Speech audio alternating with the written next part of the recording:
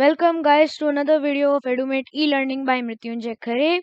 And from now onwards, we will be posting the syllabus of class 8th, not of class 7th, as the session have been changed. And our team was also thinking that why won't we also change our session to class 8th. So from now onwards, we will be posting the syllabus of class 8th, and the next year we will be changing our session. So, so today we are starting with the chapter one of Science NCERT class 8. The section of this book is biology, and the chapter is crop production and management. So, not all of the topic we will be, not all of the chapter we will be discussing in this video. Only agriculture and preparation of soil. So let's begin. So, friends, before this, before starting the topic, you would think that how agriculture was started. Basically, people were nomadic and were wandering from place to place, searching for food and shelter till 10,000 BC. They ate raw fruits and vegetables and hunted animals for food. Later, they would cultivate the lands and could produce rice, wheat, and other crops. By this, agriculture was born. So, now in agriculture, you must have heard the word crop. Now, what is this crop? You would think that the crop is like looking like this and this, and it will be like this. So basically, can you define the crop? Yes, of course.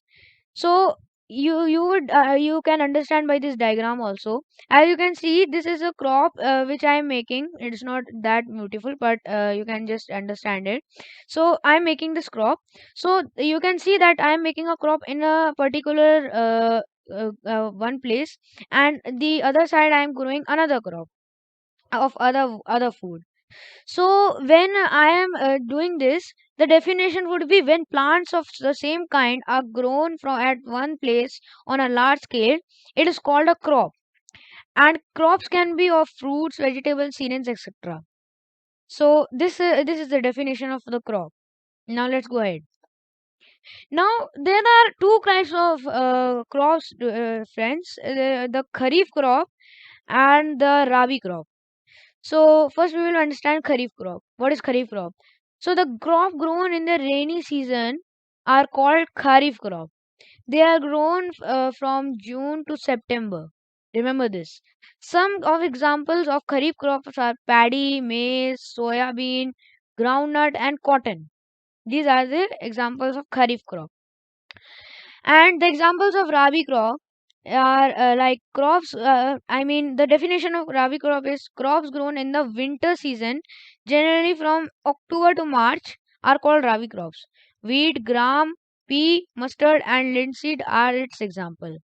Now, there is a difference between these two crops. That this kharif crop is grown in the rainy season, from June to September, and the rabi crop is grown in winter season, generally from October to March. Now, can you think that if we say that we can grow the maize in Rabi season, rainy winter season? No, it is not possible. If you ask why, let me show you. Basically maize wants more water than produced. Than given in the winter season. In winter season, less water is given to the crops, and maize needs more water to grow itself into and big and big and big, grow higher and higher. So basically, this is not possible that maize, paddy, or the examples of kharif crop can be grown in the rabi crop. So rabi season. So that is not possible. So this is the difference between these two. Now let's go ahead. Now there are some agricultural practice of this crop production, and as you know, we are doing the preparation of soil in this video only. But in further videos, we will be doing sowing, adding manure and fertilizers, irrigation, protection from weeds, harvesting, and storage. And it will be an end to this chapter then. So let's go and explore the preparation of soil. Let's go ahead. The preparation of soil. Basically, it is the first step of growing the crop. In this, you have to loosen the soil and level it. So now the advantages of loosening the soil has, loosening of the soil has lot of advantages, such as loosening of soil allows root to penetrate into the into it, and also allows root to breathe through the soil. Now this penetrate means go deeply down, and it brings the minerals up so that the crop can easily use. Now what this means, suppose this is the layer of the soil, and these are the minerals present in it. So basically, plant uses the upper layer of the soil, and it cannot use these minerals by if their root is very small, like this. So by plowing, these minerals come up on the top of the soil like this, and the root can easily grow them. Absorb the minerals, and it can transfer it to the plants to grow better. It helps in growth of microorganisms that further add humus to the soil. So let me explain you. Wait a second. Okay. So basically, the microorganisms, as you know, are like earthworms and the other like some caterpillars or something. They are friend of a farmer, as you have heard that these animals are friend of farmers. But how, you also know how, and the growth of these microorganisms makes helping in making of manure. Manure is a type of black soil that you can see in the farms or something or somewhere else. So these help in making of manure for farmers. This help farmers to make manure, and also helps in making humus. Humus is some dead insects or something that are on the topsoil, and their minerals are absorbed by the plants. And humus is very important on the soil. Otherwise, the plants would not grow easily, and it will be decaying before it is just grown up. So that is not possible. So it will be decaying. Yes. So these are the advantages of the loosening of soil. Now the process of loosening and turning of the soil is called tilling and plowing. Tilling and plowing. You have to remember these points. That's why I'm understanding these. The loosening of soil is done by a plow. The plowed field may have big clumps of soil called crumbs, and it is necessary to break these clumps. This is done by leveling. So a leveler is used for leveling the field and breaking the crumbs. Manure is also added before plowing. That helps in proper mixing of manure with soil. As you know, manure is uh, very useful for the soil, as it gives the minerals of dead plants or the animal waste to the soil, and plants can grow easily, and they will go very healthy, and they will grow easily. So there's no problem in mixing of manure with soil before plowing. So that is you can also do in before plowing. You can mix manure also into the soil before plowing, and so that the plowing can easily mix up the manure with the soil. Let's go ahead. I think, wait a second.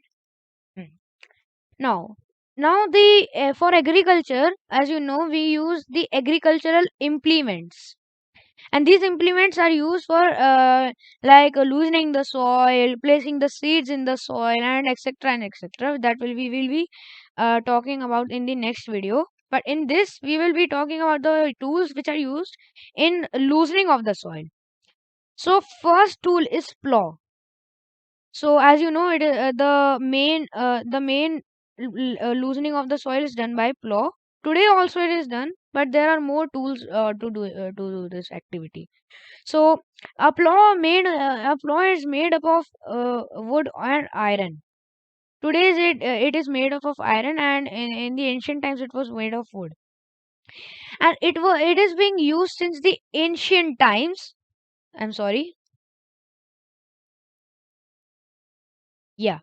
It has been used by the ancient times, and it is used by the ancient times for tilling and adding fertilizers to the crops. This is drawn by a pair of bulls. Basically, it is done by bulls because bulls are strong. Or if the bulls are not available at the particular place, they can use horses or and camels. It has a strong triangular iron strip called plowshare. Now the plowshare is like this. Even in the wooden plows, this iron strip, the plowshare also, it can be called as plowshare. The in the wooden plows also, there is in an iron plowshare, and a long log of wood is attached to the plow, known as the plow shaft. This is the plow shaft, which is I am talking about. There is a handle at the end of the plow shaft. It is attached to the neck of the bulls. This is the handle I am talking about in this, and in the diagram here it is. So this is a plow. So now let's go to the other slide.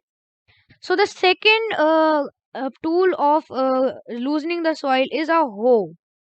And what is a hoe? Hoe is a simple tool which is used for removing the harmful weeds. Yes, we can also unroot the weeds by this plow. And I know that it is also in the agricultural practices. It is also in the list of the agricultural practices known as the protecting from weeds. But this can remove the weeds that are grown before the crop is grown. So this can remove the harmful weeds, and also for the loosening of soil it is used. Uh, it has a long rod of iron. This rod and a strong bent plate of iron attached to its end. I'm talking about this. It is also pulled by animals. So this can be used by the humans also, where there is a handle and a grip. And if human is not using it, actually animal is using it, but generally animal is using it. But if human is using it, therefore there is a grip for the human to use it. And if animals are using it, we use this handle known as the beam. So it is also pulled by the animals. Now a cultivator. You can simply say that now this cultivator is an easy work to do without the animals, and it saves times and labor, and it is continuously used in place of plows and hoe nowadays, and it is driven by a tractor and saves times and labor. It saves time and labor. So thank you for watching this video. Hope you liked the video. If the video was good, please like this channel. Please like this video, share this video to your friends and family, and subscribe for getting more. I hope you will be waiting for the next video. Till then, see ya.